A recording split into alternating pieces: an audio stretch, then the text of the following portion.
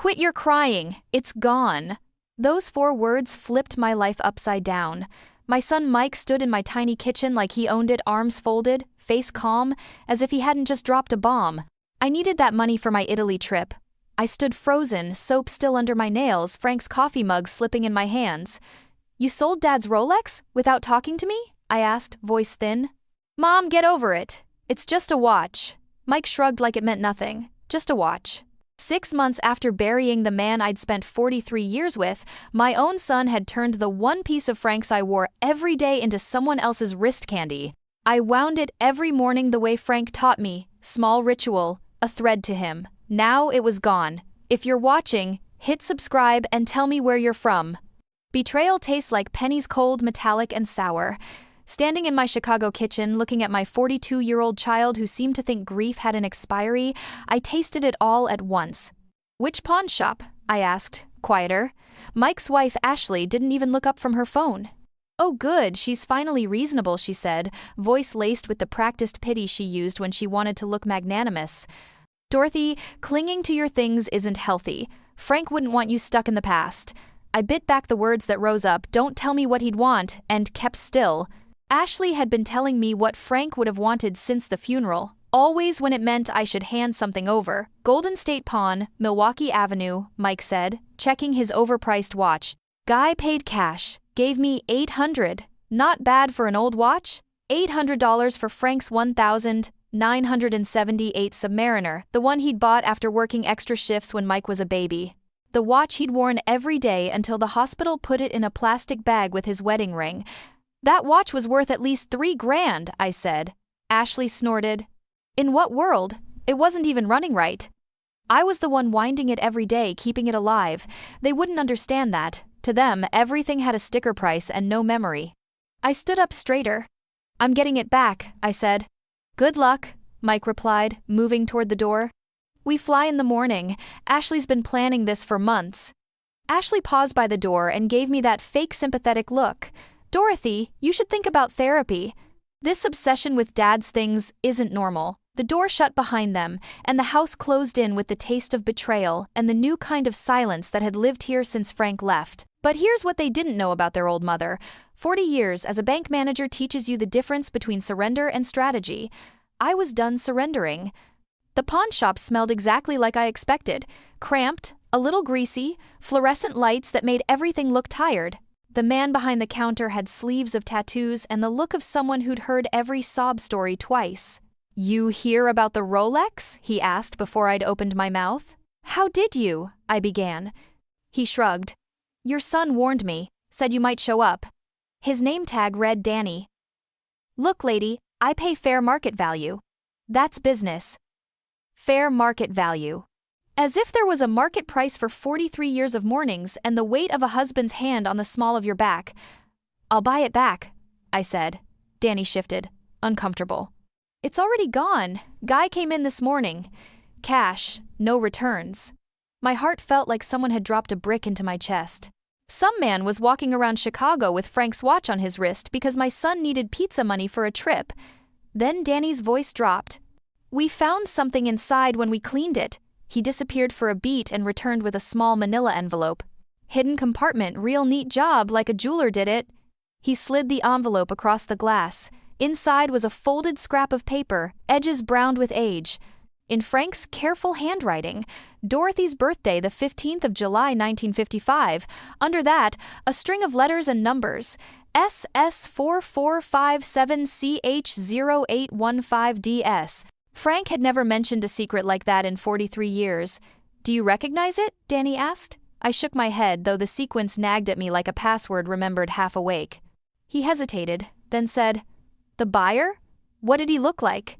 Why did I care? Because whatever Frank hid, he'd hidden on purpose. Whoever bought that watch might have been expecting more than gold and gears." Danny looked at the floor. "Paid cash, no name. But he asked about watches that had come in recently, said he collected vintage Rolexes. Someone had been hunting for Frank's watch, and somehow that little folded note pointed me at something much bigger. I left the pawn shop with a scrap of paper burning in my purse and an odd calm settling over me. Frank had hidden this for decades, hidden it from me, and not by accident. What else had he kept from me? That night, at Frank's desk, surrounded by 43 years of meticulously filed papers, I set the scrap on top of his ledger. The code glared back, SS4457CH0815DS. I'd combed through our accounts, our safety deposit boxes. Every folder he'd left behind, nothing matched. Frank had been careful with money, but secretive in a new way. I opened the laptop and started to think like he would in patterns, in systems. SS, Social Security, CH, Chicago, 0815 August 15th. Our anniversary. DS my initials, Dorothy Sullivan. The pieces fit together into something that felt deliberate. I tried combinations until my fingers trembled. Then I found it, Secure Solutions Investment Management, a discreet site catering to people who like their privacy. Its login asked for a client number and password. I put SS4457CH0815DS into the client number field it accepted. My hands hovered. For the password, I tried things only he and I would know. When I typed 071555, the date he'd written, July 15th, the night he said he knew he'd marry me, the screen unfroze. Access granted. What lit up next made my breath hitch. Current balance, $2,470,296.70, nearly $3 million in an account I had never known about. I read it again and again until the number burned bright behind my eyes. Frank had built a hidden life of investments and real estate deals under the surface of our quiet home. My chest tightened, not with the small theft of a watch now on someone else's wrist, but with the enormous, terrible truth that he'd been protecting me from someone I had raised. My first reaction wasn't joy, it was fury. 43 years of clipping coupons, patching shirts, and counting grocery cents while Frank had millions stashed away offshore. He'd let me worry, made me think we were barely getting by. I scrolled through the account's transaction log, jaw tight. The first deposit was from 1,982, 3 years after Mike was born. $5,000, initial inheritance investment, FS. Inheritance? From whom? Frank had never mentioned anything beyond the small sum that paid off our house. Every entry after that was neat, steady, hundreds here, thousands there, small, constant, deliberate. Then, in 2008, the pattern changed. Suddenly, he was depositing tens of thousands. Notes read things like property sale Chicago. Frank had been flipping real estate, quietly, alone, without ever saying a word to me. My husband, the man who worried about wasting electricity, had been secretly managing a small fortune under my nose. My phone buzzed, jolting me. Mike's name flashed across the screen. "Mom," he started, sounding annoyed, "Ashley says you caused a scene at the pawn shop." I laughed once, sharp and humorless. Trying to buy back my husband's stolen watch isn't a scene. "Well, it's sold," he said flatly. "So, problem solved. Time to move on." The casualness in his tone made my stomach twist. This was Frank's son, the boy he'd once carried on his shoulders at baseball games. "When did you become so cold, Mike?" I said softly. "Your father left me a message in that watch." Silence. Then, sharper now. "A message? What kind of message?" I hesitated. His sudden interest wasn't about love or guilt, it was curiosity, maybe greed. "It looked like a code," I said vaguely. "Probably nothing important." "Maybe I should come over," Mike offered quickly. "Help you figure it out." I almost laughed again. "Yesterday you told me to stop living in the past. Today you want to dig through it? Mom, I'm just trying to help." "By stealing from me?" I snapped. He hung up without answering. I sat back, staring at the silent phone. His interest made one thing clear. Mike knew something. Maybe he'd seen something among Frank's things before the funeral. I turned back to the papers, thinking like Frank.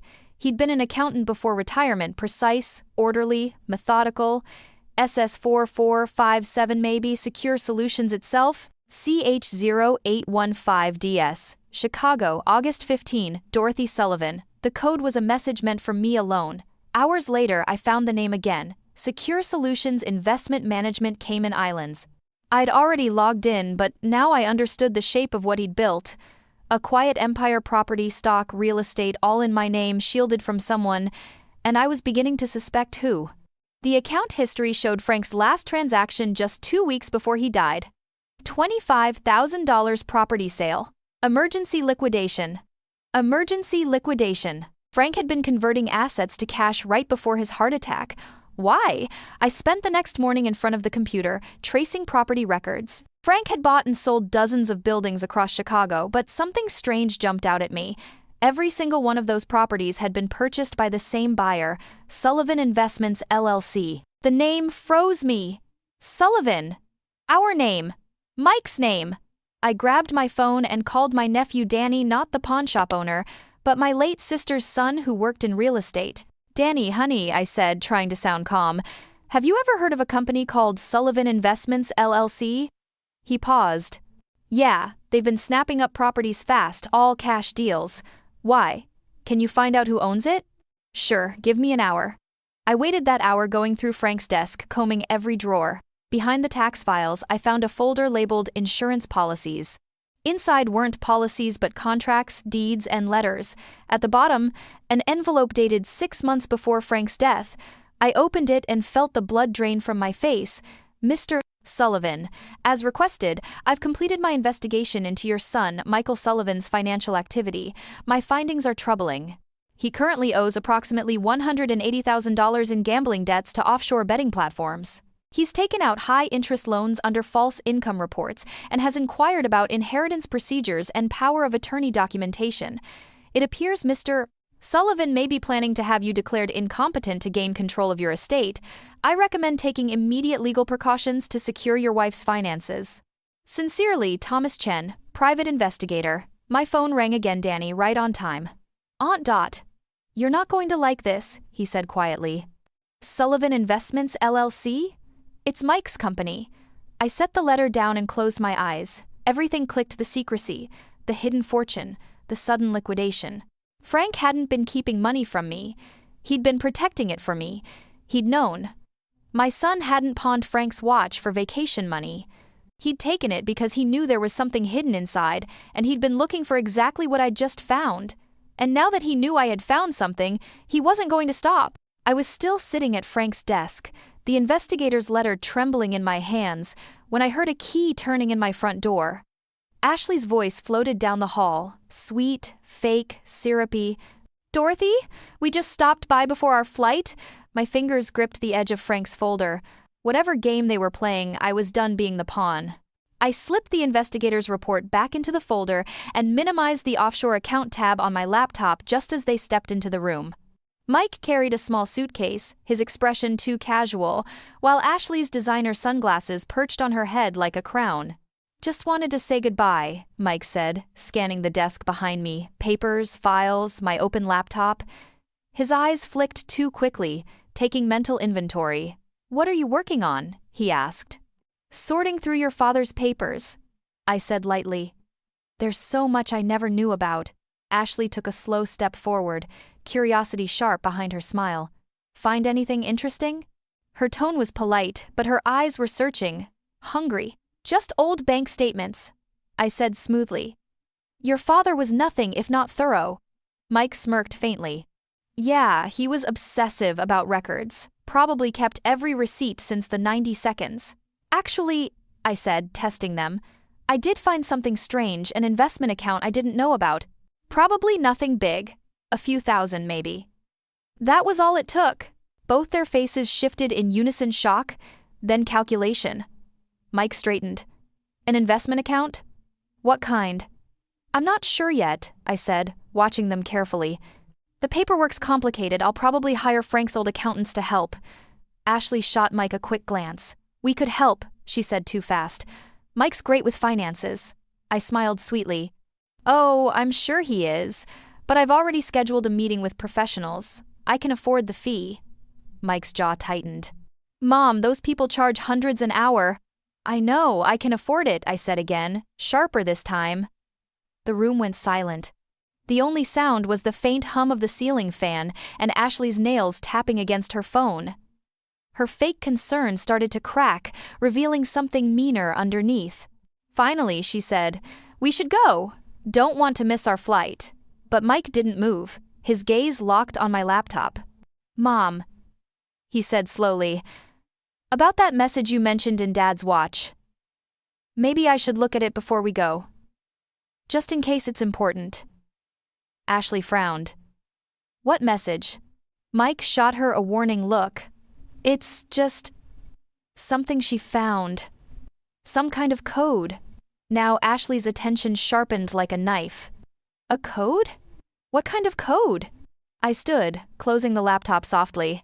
The kind that's none of your business. Ashley's cheeks flushed red. Excuse me? You heard me, I said, my voice steady. Your father left me something private. Private means it wasn't meant for either of you. Mom, Mike said, stepping between us, his tone that same condescending one he used when explaining technology to me. We're family. There shouldn't be secrets. Secrets? I gave a bitter laugh. Like your secret gambling debts? Or the shell company you used to buy Dad's properties? His face drained of color. Ashley's hand froze mid-tap. I don't know what you're talking about, Mike muttered, voice trembling. Sullivan Investments LLC? Ring a bell? I asked quietly. They both went white. Your father knew, Mike, I said, watching his eyes widen. He found out everything before he died. Ashley recovered first, spitting venom. You're insane. You don't know anything. Oh, but I do. I opened Frank's folder and pulled out the investigator's letter, the one stamped with Thomas Chen's name. He hired a private investigator. Every lie, every loan, every call you made to lawyers about declaring me incompetent, it's all documented. Mike swayed slightly, his voice small. How? Because your father was smarter than you gave him credit for, I said. That code you're so desperate to see? It's the key to more money than you've ever dreamed of, and none of it will ever belong to you. Ashley grabbed Mike's arm. We need to go, now. But Mike didn't move. His eyes were glossy guilt, maybe shame. He really knew, he whispered. He knew He couldn't finish. What kind of man tries to rob his own mother, Mike? I asked softly. Frank raised you better than that. For a heartbeat, he looked like the boy I remembered, lost, scared. Then Ashley's fingers dug into his arm and the moment snapped. This isn't over, she hissed. Oh, it's been over for a long time, I said. Since the day you both decided I was worth more to you dead than alive. The front door slammed. Silence returned, thick as smoke. For a long time I didn't move. I just stood there, staring at Frank's files, hearing his voice in my mind. Be smart, Dot. Always have a plan. 2 days later, my doorbell rang at 8 a.m. I peeked through the peephole. A woman in an expensive gray suit and a man in glasses stood outside, both holding briefcases. Mrs. Sullivan? The woman said as I opened the door a crack. I'm Catherine Wells from Wells, Morrison and Amp Associates. This is my colleague, David Kim. We represent your son, Michael. My heart sank, but I forced a smile. Represent him for what? Just some family legal matters, she said smoothly. Your son is concerned about your well-being. He's asked us to discuss some options that could benefit everyone, like temporary power of attorney over your finances. I blinked slowly. Power of attorney?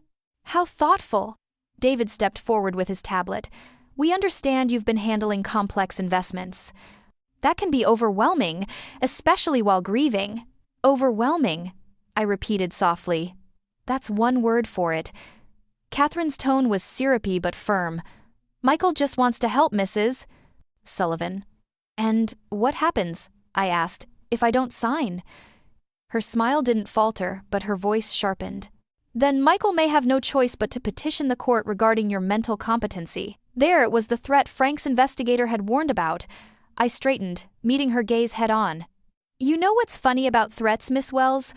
They only work on people who don't already have better lawyers than you. Her expression cracked for the first time. Excuse me? I nodded toward the door. You can tell my son his plan won't work. Frank left me more than money, he left me protection. Then I shut the door in her face and reached for my phone. The number in Frank's files was still there, next to a neat note. Call if needed, Thomas Chen. He picked up on the second ring. Mr. Chen? This is Dorothy Sullivan. Frank's widow. A pause. Then a calm, steady voice. Mrs. Sullivan, I've been expecting your call. Frank told me you might reach out one day, Thomas Chen said, his tone professional but oddly kind. He did? I asked, tightening my grip on the phone. Yes. About 6 months ago, he hired me to prepare a complete legal defense package in case anyone, especially your son, tried to challenge your competency or access your finances. For a moment, I couldn't speak. Frank had known exactly what was coming. How ready is this? Defense package? I finally asked. Chen gave a quiet chuckle. Mrs. Sullivan, by the time I'm done presenting the evidence your husband collected gambling records, fraudulent loan files, and even recorded conversations, your son will be lucky to avoid criminal charges. For the first time in months, I smiled. It felt strange and good. Then it's time to make those calls, Mr. Chen. Chen's office was downtown, sleek glass walls, heavy furniture, and the quiet hum of money in motion. He greeted me with a firm handshake and a stack of folders thick enough to choke a horse. Your husband was meticulous, he said, spreading them across the polished table. I leaned forward and read the top pages: bank statements, screenshots of gambling sites, even audio transcripts. Audio recordings? I asked. Chen nodded. Frank suspected Mike was plotting something, so he had your house wired for sound last year. Completely legal, it was his property. My stomach dropped as memories flooded back, all those casual kitchen conversations, the ones where Mike joked about putting me somewhere safe. Frank had heard them all. There's more, Chen said, flipping to another file. Your daughter-in-law, Ashley, has been quietly damaging your reputation. She's told friends and neighbors that you're becoming forgetful, possibly senile, laying groundwork for a legal case. That explained the awkward silences, the pitying looks from my book club, the sudden distance from my sister-in-law. Ashley had been poisoning the well for months. How strong is this evidence? I asked. Strong enough to destroy any claim of incompetency, Chen said, voice steady. And probably strong enough for an elder abuse case. He reached for another envelope sealed, my name written in Frank's looping handwriting. He left this for you, Mrs. Sullivan. Dated 1 week before his passing. My hands trembled as I opened it. My dearest Dorothy, if you're reading this, then you've discovered the account and learned the truth about Mike. I'm sorry for keeping secrets, but I had to protect what we built. This money isn't just an inheritance, it's justice. Every penny came from investments I made using information Mike bragged about when he thought I wasn't listening. He bragged about inside deals and guaranteed flips. I invested quietly behind him in the same markets, using funds he didn't know existed. In short, he funded his own downfall. Now it's your turn to choose. Use this fortune however you wish. You can forgive him and hope he becomes the man we raised, or you can let him face what he's earned. Either way, you'll be safe. Always yours, Frank. I stared at the letter for a long time, feeling my pulse slow. Frank hadn't just been protecting me, he'd been building a shield, using Mike's own greed as the steel. Are you ready to proceed, Mrs. Sullivan? Chen asked gently. I thought about Mike as a boy, the way he'd grab Frank's hand across the street. Then I thought of him 2 days ago, calling me crazy while Ashley smirked. Do it, I said quietly. File everything. Let the authorities handle it. The next morning, my quiet neighborhood woke to chaos. 3 black SUVs rolled up to Mike and Ashley's driveway. Agents in Navy windbreakers, FBI started hauling out boxes, computers, and files. My phone rang before the first car door slammed. Mom! Mike's voice cracked with panic. What did you do? I protected myself, I said, watching from my kitchen window as agents loaded evidence into their trucks. What you should have done for your own family. You don't understand, this will ruin us. No, Mike, you ruined you. I just handed them the paperwork. Then Ashley's shrill voice came on the line. You vindictive old witch! We were trying to help you. By stealing Frank's watch? By planning to have me declared incompetent? By lying to everyone I know? The phone went silent except for her shaky breathing. Frank knew everything, I said. Every debt, every lie, every meeting, he recorded you. He spent his last year protecting me from you. Mike's voice came back, low and broken. Dad wouldn't. He did, I interrupted. He had the house wired, Mike. He heard everything, and now so do the investigators. I could hear him exhale sharply, like the air had been punched out of him. The FBI is seizing your business records. The IRS is auditing you. The state attorney is preparing elder abuse charges. This is what you built. Mom! Mike's voice cracked completely. I never meant for it to go this far. When did it start? I asked quietly. When did you decide I was worth more to you gone than alive? A long pause. Then, barely a whisper. Last Christmas. I saw Dad's notes about the account. I thought, if you both were gone, everything would come to me automatically. My eyes burned, but my voice stayed calm. You were wrong, Mike. Frank made sure of that. How much? He asked desperately. How much did he hide? Enough, I said. Enough that I'll never need to depend on anyone who sees me as a burden. I hung up. Outside, agents were leading Mike and Ashley towards separate cars. Ashley screamed and cursed. Mike just looked hollow. That afternoon, my neighbor Helen Patterson called. Dorothy, she said softly, I wanted to apologize. Ashley told us you were confused. I believed her. It's all right, I said gently. She was very convincing. Is it true then? About Mike?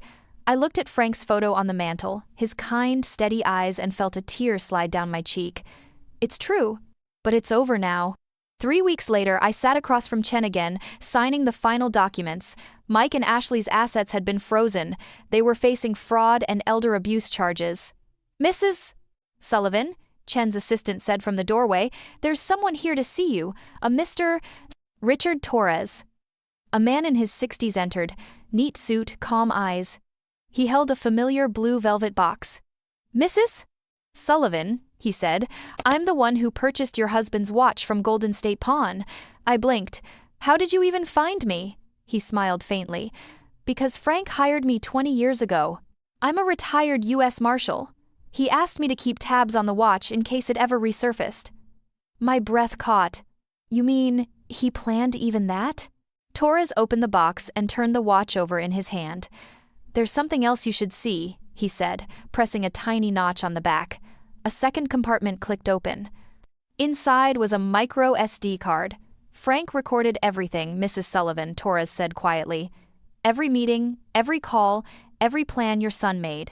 Audio, video, financial data, all preserved. It's enough to guarantee your safety for life. Chen slotted the card into his computer. File after file filled the screen. Audio logs, photos, wire transfers, legal drafts. Frank hadn't just protected me, he'd built an unbreakable fortress of truth. Torres handed me one last envelope. Your husband asked me to give you this if the day ever came. Inside, a single note in Frank's familiar hand. Dorothy, you were always stronger than you knew. I just made sure you'd have the tools to prove it. Love always, Frank. I pressed the note to my chest, tears blurring the ink. After a lifetime of steady love, Frank's final gift wasn't money. It was freedom. 6 months later, I stood in the bright marble lobby of Chicago Children's Hospital, watching a group of workers polish a brass plaque. It gleamed beneath the sunlight pouring through the atrium windows. The Frank Sullivan Memorial Wing. Endowed by Dorothy Sullivan. The irony wasn't lost on me. Mike's scheme, the lies, the greed, the betrayal had built the very legacy his father dreamed of. Frank's hidden fortune now funded an entire pediatric wing, the largest donation in the hospital's history. My phone buzzed. A message from Thomas Chen. Mike's sentencing hearing next week. Prosecutors are recommending 2 years federal time plus restitution. Ashley took a plea 18 months. Would you like to attend? I stared at the screen for a moment, then typed back simply, No, I have better things to do, and I meant it. At 73, I was finally living life on my own terms. I sold the old house, too many ghosts in those walls, and bought a small cottage near Lake Michigan. I joined 3 book clubs, started volunteering at the hospital twice a week, and learned how to sleep through the night again. For the first time in decades, I wasn't managing someone else's expectations, just my own peace. That evening, I was preparing dinner when the doorbell rang. Through the peephole, I saw a young woman mid-20s, nervous smile, familiar eyes. Grandma Dorothy? She said softly. It's Melissa, Dad's daughter. I froze for a heartbeat. The last time I'd seen Melissa was at Frank's funeral. Ashley had made sure to keep the grandchildren away after that. I opened the door. Melissa! My goodness, look at you.